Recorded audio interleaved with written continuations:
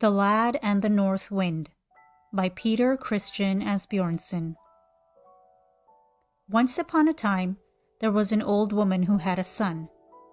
And as she was very weak and feeble, she sent her son across the yard to the storehouse to fetch the meal for the porridge for dinner. But when he got outside on the steps, the north wind came rushing past, took the meal out of his bowl, and away it flew through the air. The lad went back to the storehouse to fetch more, but when he came out on the steps, the north wind came whistling past again, and away went the meal. And when the lad went back the third time for the meal, the north wind played him the same trick over again. The lad got angry at this, and thought it wasn't right of the north wind to behave in this manner, so he made up his mind to give the north wind a call and ask him for his meal. Well, the lad started off, but it was a long way, and he walked and came at last to the north wind. "Good day," said the lad, "and thanks for calling to see me yesterday." "Good day," answered the north wind. His voice was hoarse and gruff. "No thanks required. What do you want?" "Oh," said the lad, "I was only going to ask you to be good enough to let me have back that meal you took from me on the steps, because we haven't much, and if you are going on in this way and take what little we have, we shall starve." "I haven't got any meal," said the north wind, "but since you are so hard up, you shall have a tablecloth which will provide you with everything you wish, if you only say, 'Cloth, spread yourself and serve up all kinds of fine dishes.'" The lad was well satisfied with this, but as the way was so long that he couldn't get home that night, he went into a roadside inn, and when they were going to have supper, he put the cloth on a table which stood in the corner and said, "Cloth, spread yourself and serve up all kinds of fine dishes." He had scarcely said these words before the cloth did as it was told, and all in the room thought it was a very nice thing to have, but no one liked it better than the innkeeper's wife.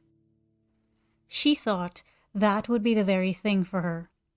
It would save her such a lot of trouble in frying and boiling, laying the cloth and putting the things on the table, and so on.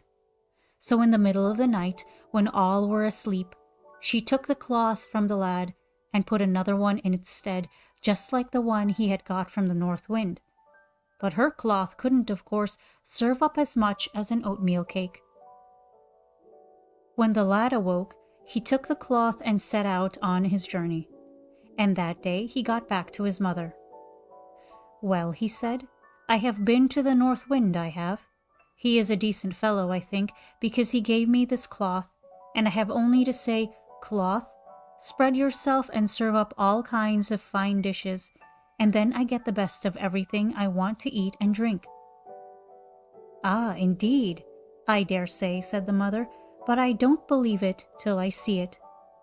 So the lad lost no time, but took a table, laid the cloth on it, and said, "Cloth, spread yourself and serve up all kinds of fine dishes." But the cloth didn't serve up so much as a dry crust. "Ah, well," said the lad, "there's no help for it. I must go to the north wind again." And away he went. Towards evening he came to where the north wind lived. "Good evening," said the lad. "Good evening," said the north wind. "I want my rights for the meal you took from us," said the lad, "for that cloth you gave me is not good for anything." "I haven't any meal," said the north wind, "but here is a goat for you, which makes only golden ducats, if you only say, 'Goat of mine, make money.'" That pleased the lad, but as it was too late to get home that day, he went into the same inn where he had been before. But before he called for anything, he wanted to try the goat and see if it was true what the north wind had said about it, and sure enough, the goat made only golden ducats. But when the innkeeper saw what kind of goat the lad had, he thought this was a goat worth having. So when the lad had fallen asleep, he took another goat which couldn't make any golden ducats, and put that in its place.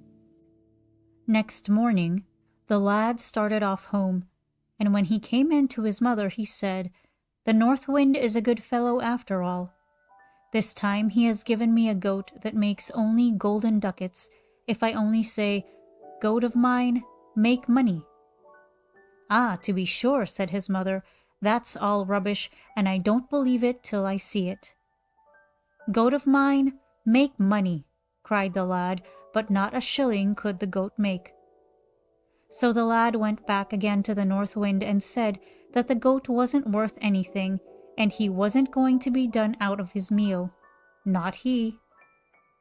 "Well," said the North Wind, "I have nothing else to give you but that old stick over there in the corner.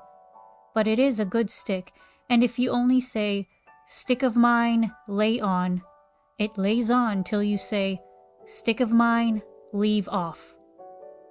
But it was a long way home, and the lad went into the old inn where he had slept before, and as he pretty well guessed how he had lost the cloth and the goat, he lay down at once on the bench and began snoring as if he were asleep. The innkeeper, who thought that the stick must be good for something also, looked for a stick like the one the lad had, and was going to change the sticks while the lad was snoring away. But just as the innkeeper was going to take the stick, the lad cried out, "Stick of mine, lay on!" And the stick commenced beating the poor innkeeper till he jumped over chairs and tables, while he shouted and yelled, "Oh dear, tell the stick to leave off, or else it will kill me. You shall have both your cloth and your goat back again."